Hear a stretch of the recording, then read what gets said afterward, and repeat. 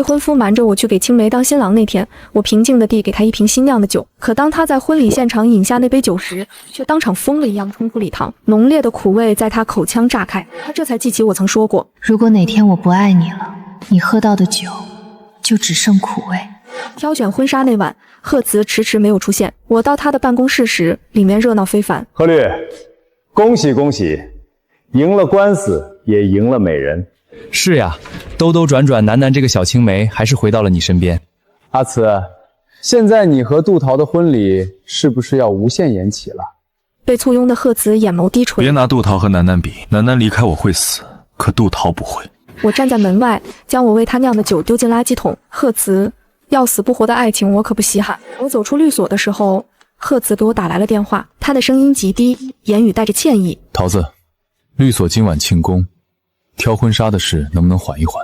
我看着走进律所的苏楠笑了笑，好呀，不用挑了。桃子真贴心，你喜欢什么款式随便挑，只要你喜欢，我便喜欢。这句话我听了无数遍，我以为是信任，是满满的安全感，但是现在却是无尽的嘲讽。或许只有不在乎才会不在意。好，我会安排好的。挂断电话后，我便取消了婚纱预约。此时心里的石头坠落，而我却没有半分不舍。我和贺慈相识于酿酒，酒房里他完美的侧颜给空气添加了几分清甜，从此我的酒便多了一味名叫喜欢的味道。贺慈，我新酿的酒，你尝尝，你闻闻香不香？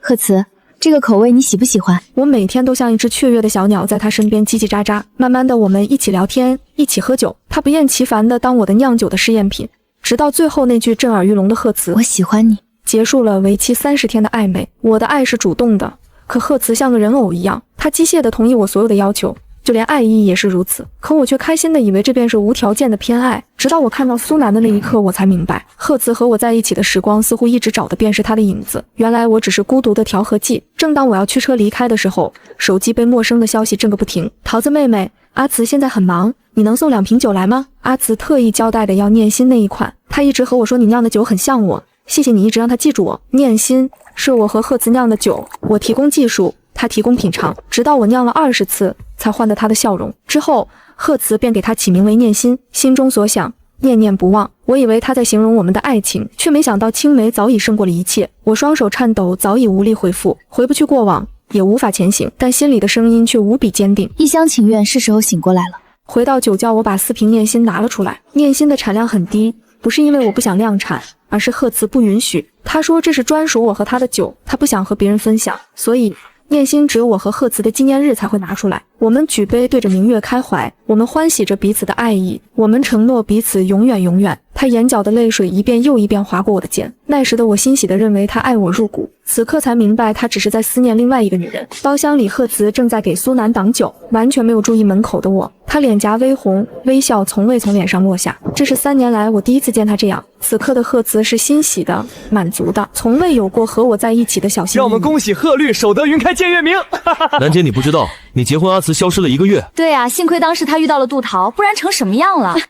我的名字像一根针一样，顿时让周围的气氛降了几分。我看着沉默的众人，内心却希望得到贺慈的肯定。我目不转睛地望着他，似乎这样他就能承认我们之间的感情。可是坚持往往并不会得到答案。过了良久，贺慈紧紧地牵着苏楠的手。楠才是我的良药。苏楠早已察觉门口的我，他高傲的目光早已宣示了他的胜利。我知道如此热闹的场面一点都不欢迎我，便示意服务员将酒送了进去。原本挂着笑的男人看到门口的我后，眼神慌张一瞬。正当贺慈准备走向我时，苏楠突然地搂上贺慈，迎着他的目光，我选择了转身。这一刻，我逃离了战场。我是一个爱情胆小鬼，我并没有勇气在众人面前夺回我的一切。出租车上，苏楠的消息响个不停。视频里，贺慈在众人的起哄声里向苏楠高调表白。贺慈说的坚定，苏楠听得红了脸。杜桃，谢谢你给我酿的酒，贺慈从来都不属于你，希望你有自知之明。时隔3年，母狮再次夺回了他的领地。那么另外的竞争者不是死亡，便是远走他乡，因为这一切本身便不属于我。回到家的时候，回忆像毒药一样侵袭。情侣拖鞋整齐摆放，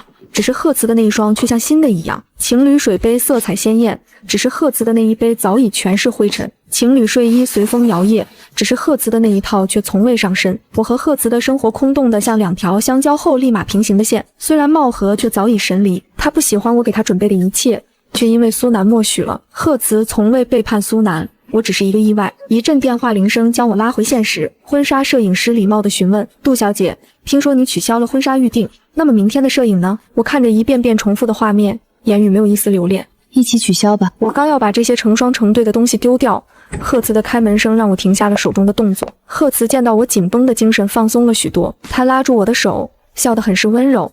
谢谢桃子小仙女这么大度，今晚的酒我很喜欢，楠楠也喜欢。见我不语，他又耐心地解释：苏楠，你知道的，我们从小一起长大，我们是哥们儿，你不会吃醋吧？我的桃子这么乖，一定不会吃醋。话音刚落，便俯身吻上了我的额头。赫茨每次最后对我都不一样，他像一只听话的小狗。赫茨，说你爱我。桃子，我爱你。赫茨，说你想我。桃子，我想你。赫茨，叫我老婆。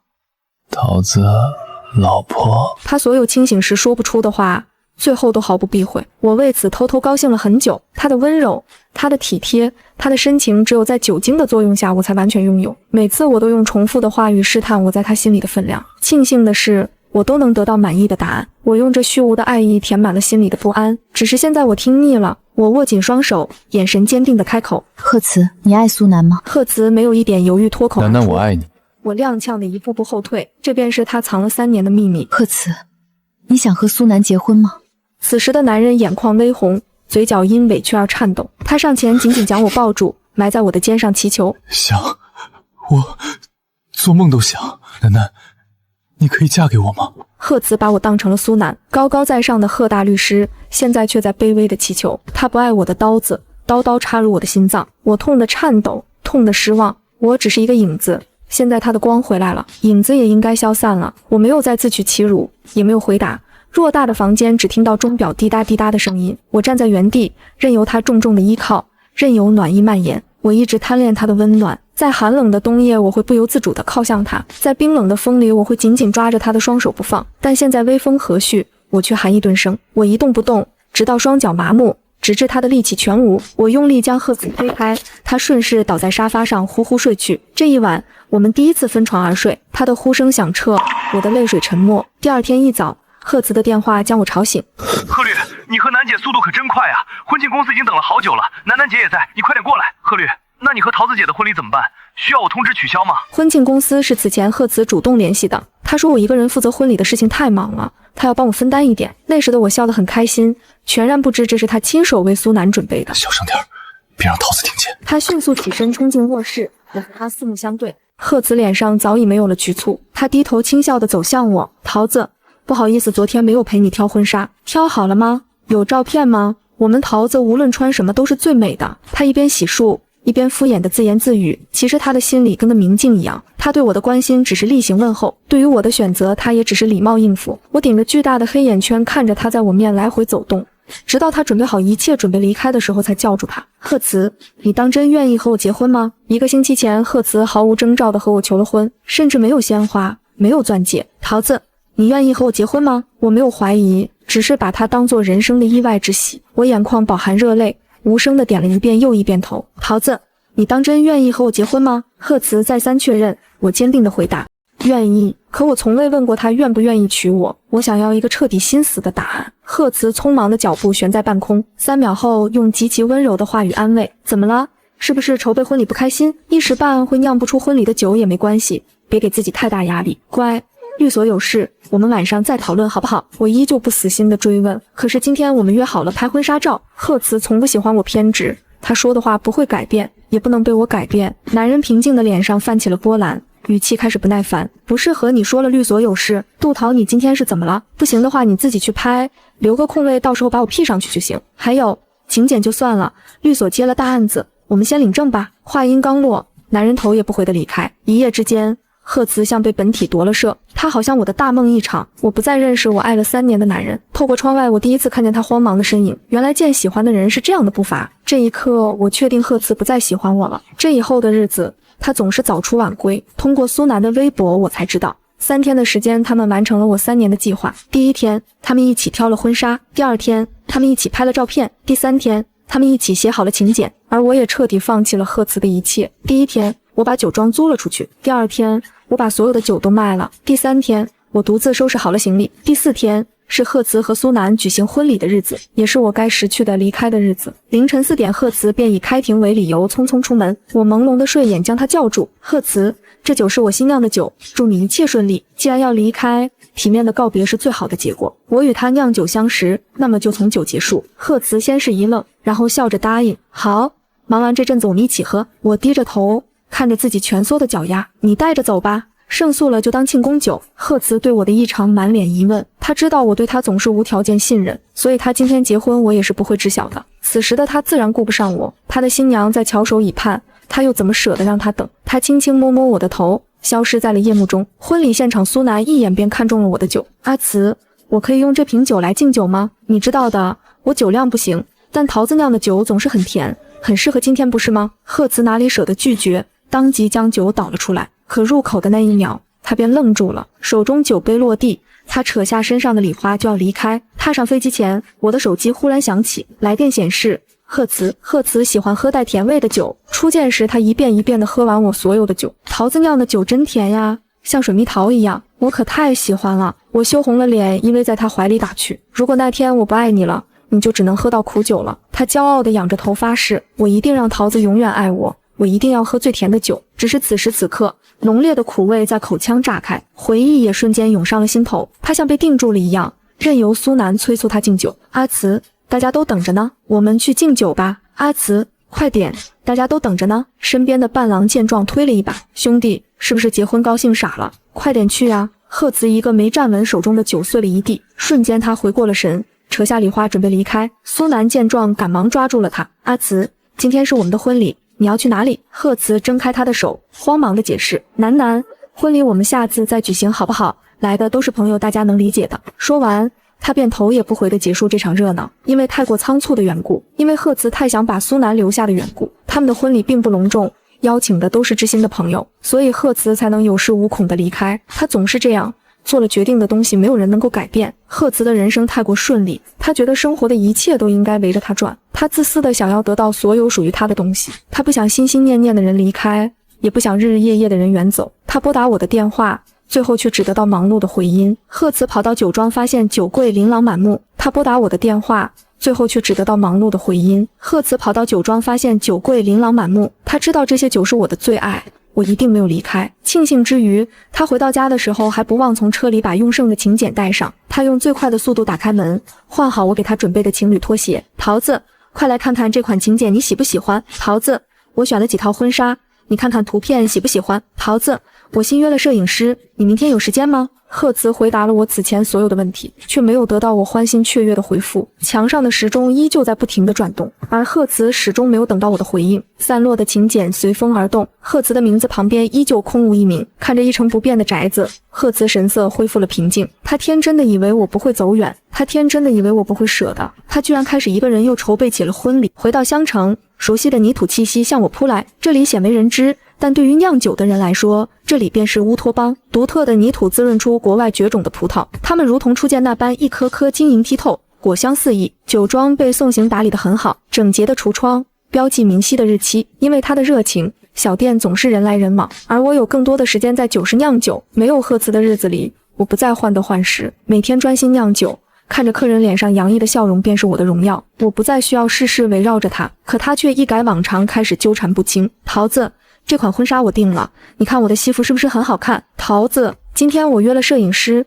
你不来也没关系，到时候我给你 P 得美美的好不好？桃子，这是我请著名书法师写的请柬，你看看喜不喜欢？鲜红的纸上一对新人的名字映入眼帘，新郎贺慈，新娘杜桃，多么美好的祝福呀！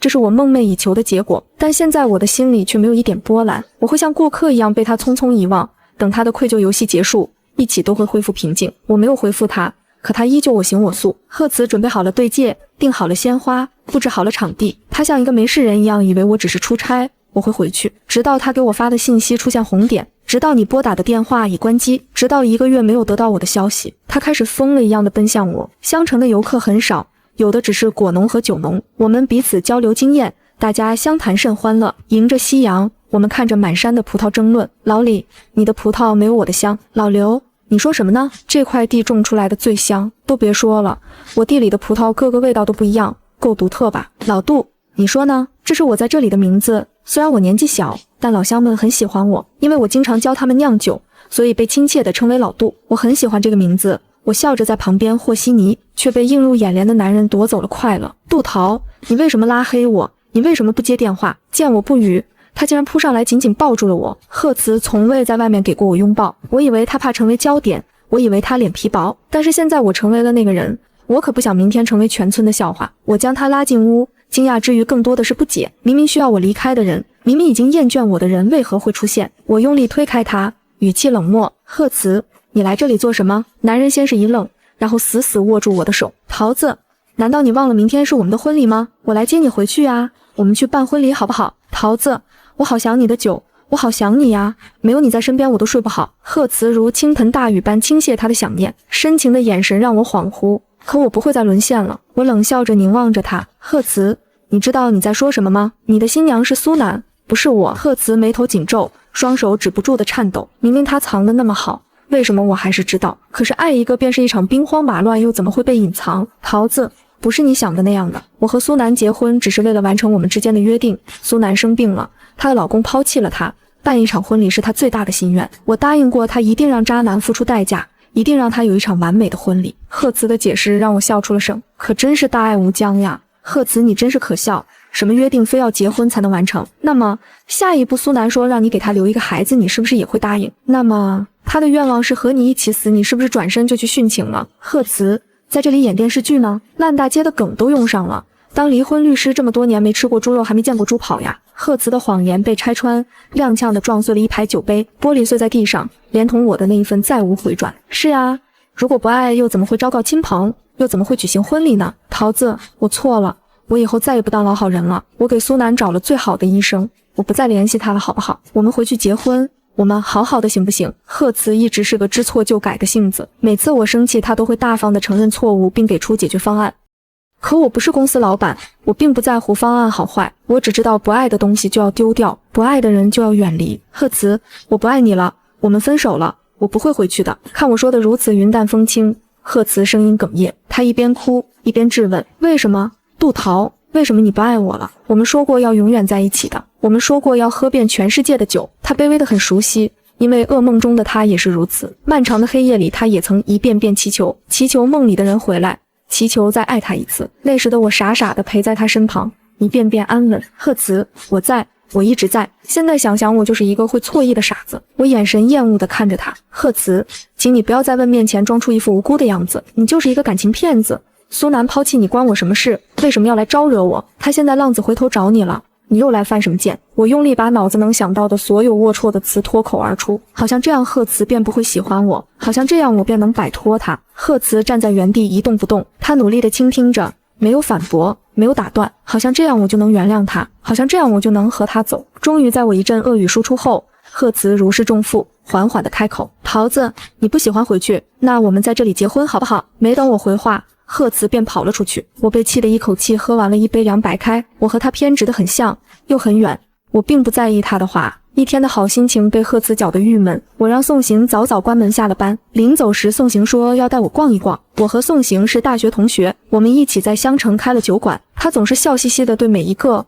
只有3年前我要跟着贺慈离开的时候，我们发生了第一次争吵。那之后我们很少联系，每个月他都把需要的酒发给我，而我也按时给他寄回来。再见他时，他变得寡言了许多。见我一个人回来，他很识趣地隐身起来。我们的交谈也只有基本的问候和酿酒，只是今天他却异常主动。桃子，要喝你最喜欢的酥油茶吗？桃子，要尝尝我今年的新酒吗？桃子，葡萄快成熟了，你要尝一尝吗？他小心翼翼的模样像极我以前。我被逗得扑哧一笑。那我看看你的技术有没有长进？我和宋行喝了一杯又一杯，这一晚我们说了很多，唯独对那一次争吵只字不提，因为我们都知道已经过去了。第二天一早，我被贺慈吵醒，宿醉让我头痛欲裂，我挣扎得起来，却看见他带着一群人等在了门口。桃子，你看看喜欢那一套婚纱，中式的怎么样？还是西式的？还有藏装怎么样？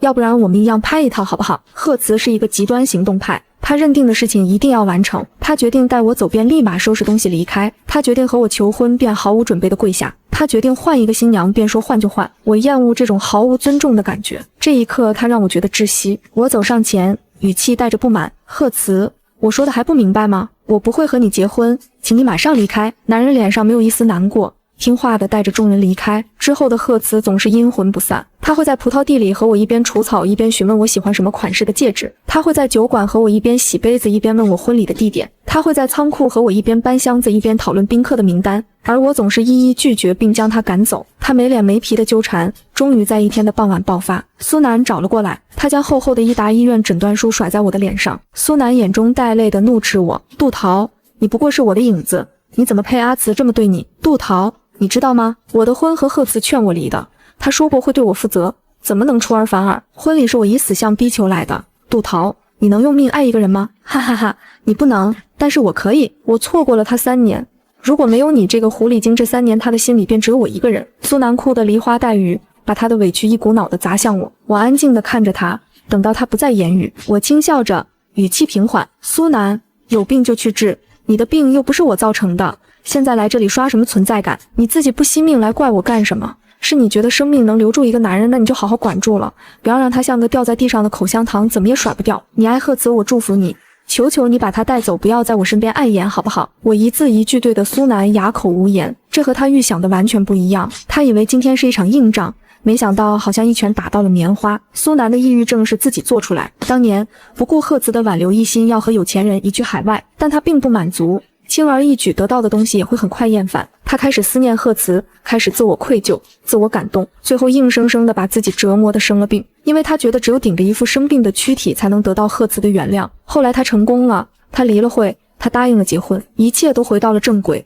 但好像一切都变了，他赢了又好像输了，可一步步苦心经营的他又怎么允许自己失败？他开始发了疯的一样砸着身边的一切东西，鲜红的酒碎了一地，它们咕噜咕噜的在地面流淌。正当他要砸向我的时候，宋行将我紧紧地护在怀里。与此同时，贺慈也赶来抓住了苏南。苏南见状哭得更大声了起来：阿慈，你为什么不要我了？我不要去医院，阿慈你带我回家好不好？我是你的妻子，我要和你在一起。这一次的贺慈没有犹豫，果断地拒绝。苏南，我们的游戏结束了，你知道的，我不能娶你，我已经喜欢上杜桃了，我们能不能不要再纠缠了？贺慈盯着我，希望能从我的脸上看出一丝感动，可是迟来的深情也是渣，而我哪里顾得上看他一眼。此时的宋行无力地靠在我的肩。宋行，你没事吧？那里疼？这里吗？还是这里？我慌乱地检查着宋行的后背，红红的一片让我分不清是血还是酒。我颤抖着，恨不得当场把他的衣服脱下来检查伤口。见我对其他男人那么上心，贺慈坚持了这么多天的情绪也瞬间崩溃。他不顾一切上前将我拉了起来。杜桃，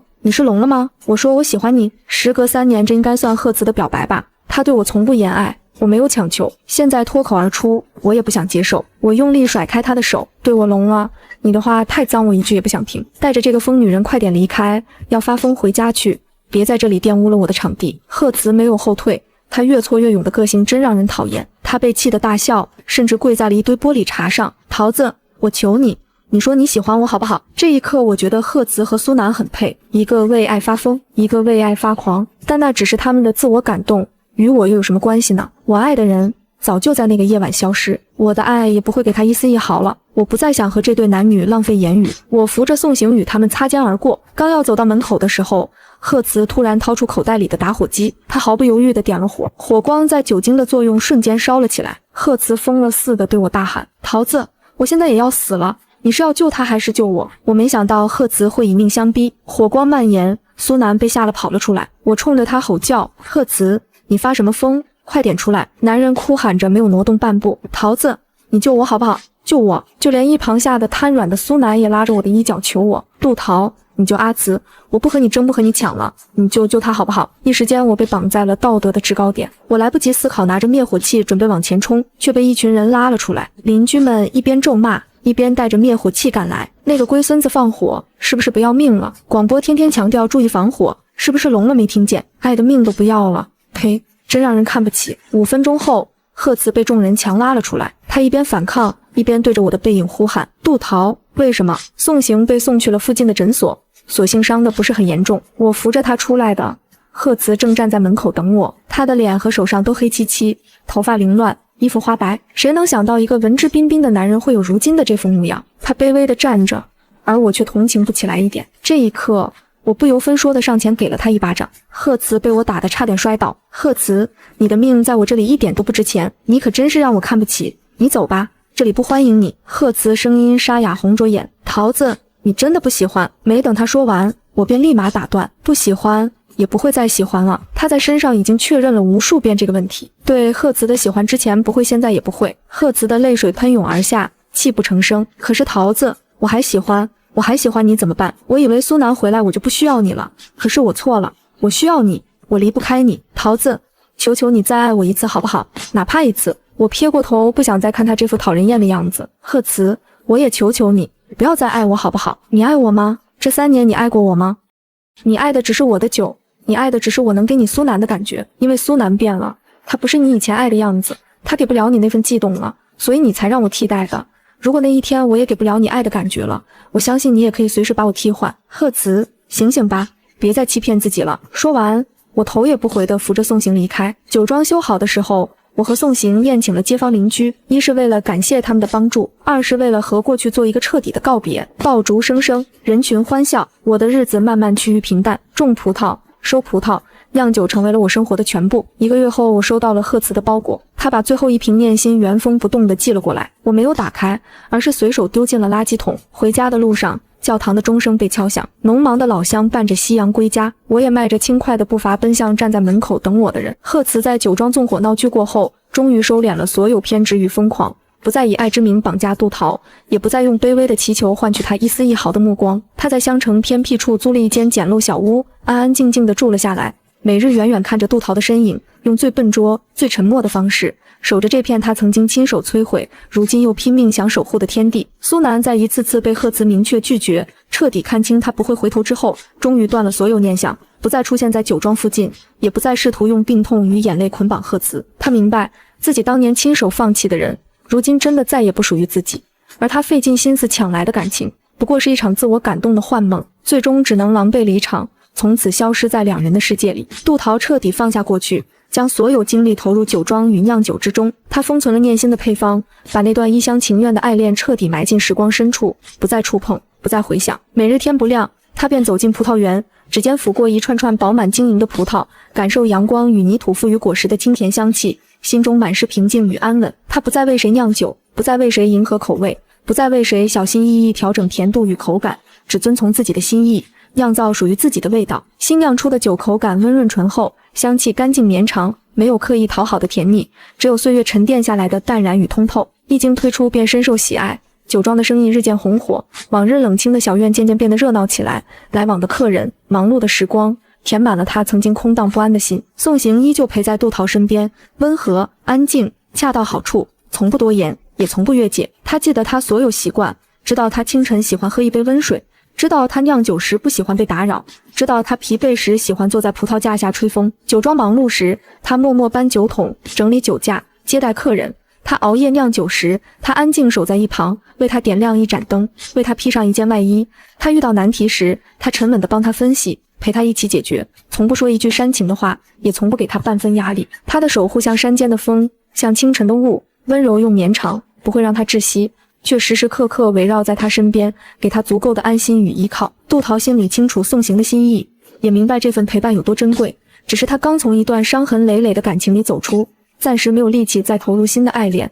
宋行也从不多逼他，只是轻声说他可以等，等到他愿意敞开心扉的那一天，无论多久都没关系。贺慈把一切看在眼里，心中的悔恨日复一日加深。他终于明白自己当初拥有的是多么难得的真心，而他却亲手将其踩在脚下。他记得杜桃曾经满心欢喜地为他酿新酒，记得他追在他身后叽叽喳喳的模样，记得他在无数个夜晚等他回家，记得他在他醉酒后温柔地照顾他，记得他眼里曾经盛满对他的爱意与期待。可他呢？他把他的付出当成理所当然，把他的真心当成寂寞时的慰藉，把他的存在当成苏南的影子。在他最需要偏爱与坚定的时候，一次次选择忽视、冷漠、伤害，甚至在众人面前说出南南离开我会死。可杜桃不会这样残忍的话。如今看着他眉眼舒展、从容淡然的样子，他清楚地知道，那个满眼都是他的杜桃真的再也回不来了。他不再贸然上前打扰，只是用自己的方式默默弥补。每日天不亮，他就悄悄来到葡萄园，帮着修剪枝叶，清理杂草，整理藤蔓。他从小养尊处优，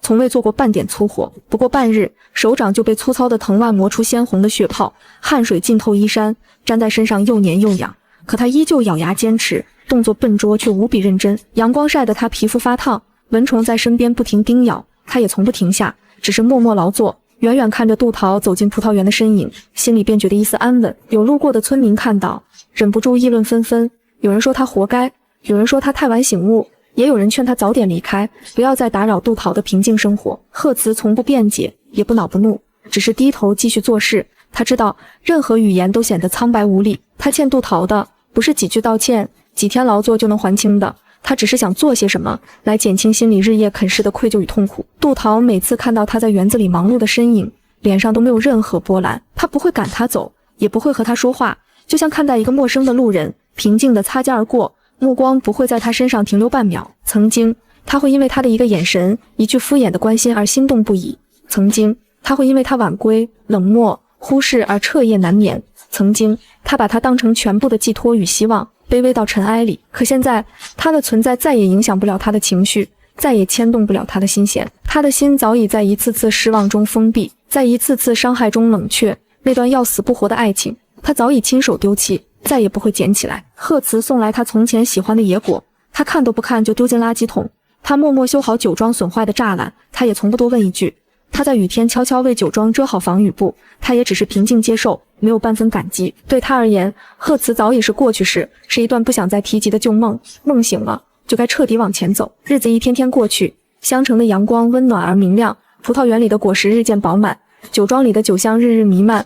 杜桃的生活简单、充实、安稳，他不再患得患失，不再小心翼翼，不再为谁委屈自己，不再为谁强颜欢笑。他可以随心所欲地酿酒，可以安安静静地发呆，可以和街坊邻里轻松说笑，可以按照自己的心意过好每一天。这种不被束缚、不被期待、不被伤害的日子，让他整个人都变得舒展、明亮、温柔又有力量。他终于明白，最好的生活从来不是依附谁、等待谁、讨好谁，而是依靠自己，守住自己的一方天地，过自己想要的日子。贺慈看着他越来越好的模样，心里既欣慰又痛苦。欣慰的是，他终于走出了那段阴霾，活成了自己最喜欢的样子。痛苦的是，给他这一切安稳与幸福的人不是自己。他无数次回想过去，如果当初他没有被执念蒙蔽，如果当初他坚定地选择他，如果当初他珍惜他的付出，如果当初他没有为了苏南一次次伤害他，他们会不会有不一样的结局？可世上从来没有如果，错过就是错过，伤害就是伤害，心死了就再也暖不回来了。他开始一点点处理自己过往的一切，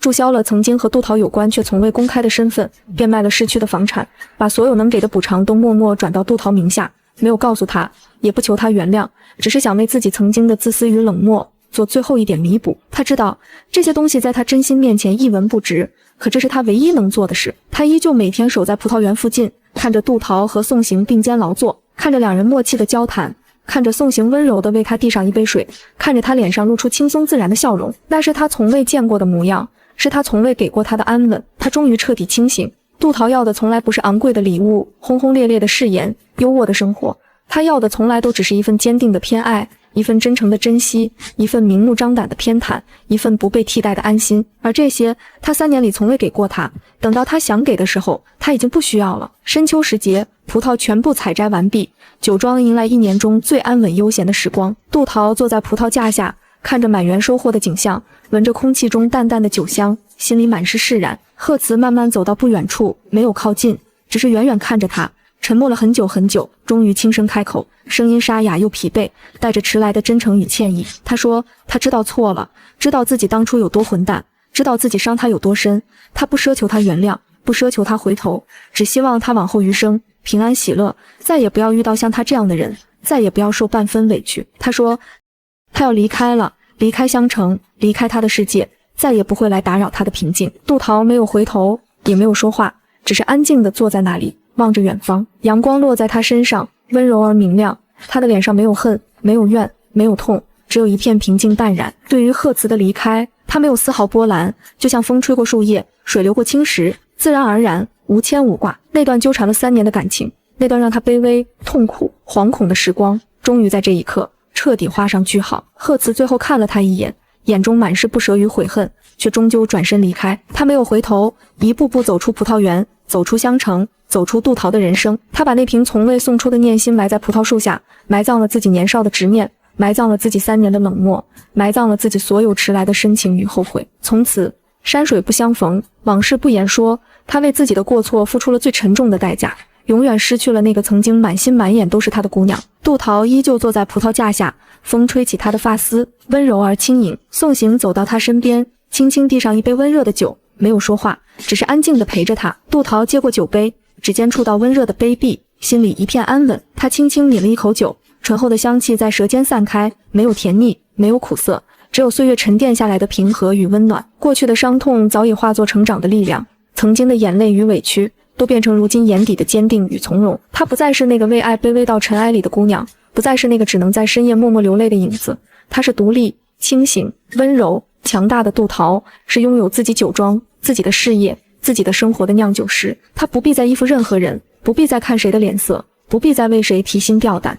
她可以为自己酿酒，为自己生活，为自己活成最明亮的模样。夕阳西下，金色的阳光洒满葡萄园，酒香随风飘散，温暖而治愈。杜桃抬头看向身边的宋行，轻轻笑了笑，笑容干净、舒展、温柔。过去的已经过去，伤痛已经愈合，遗憾已经放下，未来的日子还很长。阳光正好，微风不燥，酒香绵长。她终于可以放下所有包袱，轻装上阵，只为自己而活。她知道，爱情或许会迟到，或许会辜负，但自己永远不会辜负自己。往后余生，她会守着这片葡萄园，守着自己的酒庄，酿最纯粹的酒。贺子离开襄城之后，杜桃的生活彻底回到了平静无波的节奏里，没有突如其来的纠缠，没有猝不及防的打扰，更没有深夜里突然响起的电话与让人心慌的消息。整个酒庄都被一层安稳而温暖的气息包裹着。他依旧保持着日出而作，日落而息的习惯。清晨走进葡萄园，感受微凉的风拂过脸颊，看着晶莹的露珠从葡萄叶上滚落，心中一片澄澈。他开始更加细致地打理酒庄的每一处角落，将酒窖重新分类摆放，把不同年份、不同口味的酒一一贴上标签，指尖划过冰凉的酒瓶，像是在触碰一段段崭新的人生。他不再刻意回避过去，也不再刻意想起，只是顺其自然地让时光慢慢抚平所有痕迹。偶尔在酿酒的间隙，他也会想起曾经那段与贺子有关的岁月，想起自己捧着新酒追在他身后的模样，想起他醉酒后机械说着爱他的夜晚，想起自己在无数个深夜里默默流泪的委屈。可那些画面在出现时，他心中已经没有了刺痛感，没有了不甘，也没有了怨恨，只剩下一种淡淡的恍如隔世的平静。他终于明白，真正的放下不是忘记，而是在提起时内心毫无波澜。宋行依旧以最舒服的姿态陪在他身边，不紧不慢，不远不近。他从不会主动提及感情，也不会给他任何压力，只是在他需要的时候出现，在他忙碌的时候帮忙，在他沉默的时候安静陪伴。酒庄忙碌的日子里，他会提前帮他准备好所有工具，会在他弯腰挑选葡萄时默默扶住他的胳膊，会在他熬夜品酒时温一杯热水放在手边。他记得他所有细微的习惯，知道他品酒时喜欢先闻香再入口，知道他擦拭酒瓶时一定要从瓶口到瓶底一气呵成，知道他疲惫时喜欢坐在葡萄架下看夕阳。杜桃渐渐习惯了这份温暖，也渐渐放下了心防。他不再因为曾经的伤害而拒绝所有靠近，不再因为一段失败的感情而封闭自己。他会主动和宋行聊起酿酒的心得，聊起襄城的风土人情，聊起未来对酒庄的规划。两人并肩走在葡萄园里时，脚步节奏一致，话语投机，连空气里都弥漫着轻松而默契的气息。街坊邻里常常笑着打趣，说他们两人郎才女貌，天生一对。杜桃听到时不再慌乱回避，只是淡淡一笑，眼底多了几分柔和。时间一晃，便到了初冬，襄城的气温渐渐转凉，葡萄园里的枝叶染上一层浅黄，酒庄里的酒香却愈发浓郁醇厚。杜桃新酿的冬酒口感温润，入口回甘，深受来往客人的喜爱。不少人专程从远方赶来，只为尝一口他亲手酿的酒。酒庄的名气越来越大，订单越来越多，可杜桃依旧保持着初心，不急不躁，不贪多求快，坚持每一瓶酒都用心酿造。他开始学着真正接纳生活给予的一切，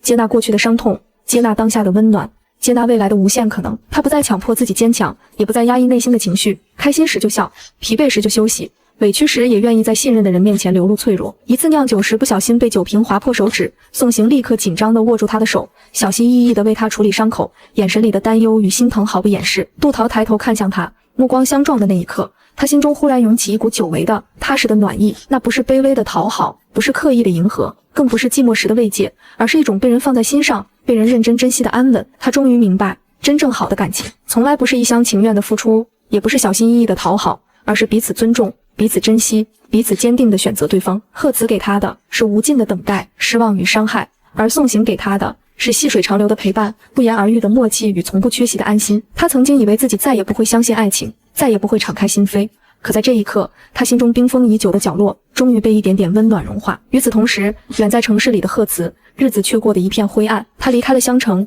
斩断了所有与苏南有关的联系，将所有精力投入工作。可无论多忙碌，心中的空缺始终无法填补。他再也没有喝过任何甜酒，每次看到与酒有关的东西，都会不由自主地想起杜桃，想起他温柔的笑容，想起他认真酿酒的模样，想起他被自己伤透后冷漠的眼神。他常常独自一人坐在空旷的房间里，一坐就是一整夜，脑海里反复回放着曾经的画面，悔恨像藤蔓一样紧紧缠绕着他，让他喘不过气。他终于彻底明白，杜桃当年说的每一句话都是真的。他爱的从来不是他，而是他身上像苏南的影子，是他无条件的付出，是他随时可以被替代的安稳。等到他真正醒悟，想要珍惜时，那个满心满眼都是他的人，早已被他亲手推开，再也不会回头。他试过用各种方式弥补，试过卑微祈求，试过默默守护，可一切都太晚了。心一旦死了，再多的后悔都毫无意义。他偶尔也会从朋友口中听到杜桃的消息，听说他的酒庄越做越好，听说他过得安稳快乐，听说他身边有了温柔陪伴他的人。每一次听到，他心中都会涌起一阵尖锐的疼痛，却又不得不承认，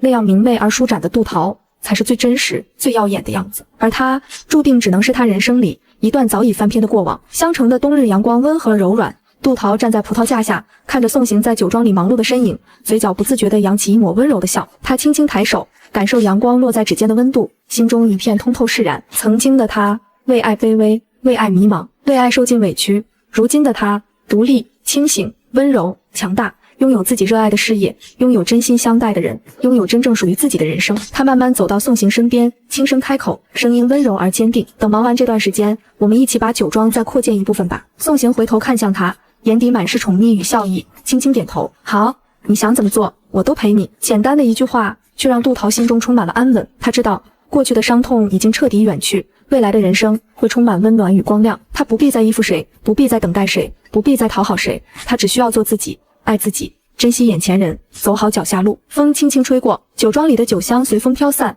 温暖而治愈。杜桃抬头看向远方，夕阳将天空染成一片温柔的橘色。岁月静好，未来可期。他终于活成了自己最喜欢的样子，不慌不忙，不卑不亢，安静而热烈，只为自己而活。